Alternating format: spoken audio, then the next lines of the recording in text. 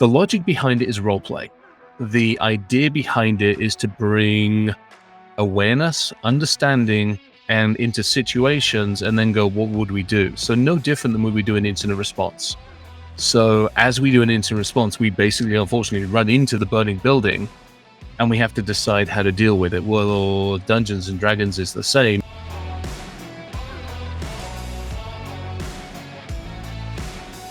There you go. There you go. So, I mean, I want to dig in a little bit deeper on scenarios and role playing. Tell me why that's so critical a part to security and to training and awareness.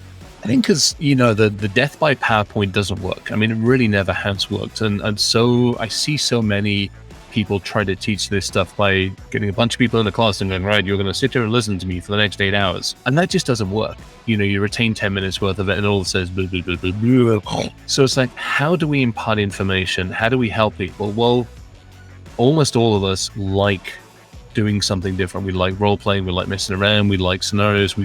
Most of us, let's face it, have got pretty active imaginations. So we get away from just the technology and we talk about communication. If you and I are sitting here talking about a situation, well, you and I have to talk about it in a language we understand. In order for us to solve the problem, you and I have to figure out how we collaborate, how we cooperate. We don't always have all the answers. Unfortunately, in instant response, you don't always have that smoking gun to say, well, it was, Colonel Mustard in the ballroom with the candlestick. We don't often find that. As long as we can negotiate effectively with the dungeon master, we manage to basically hit the reset button and go through it again.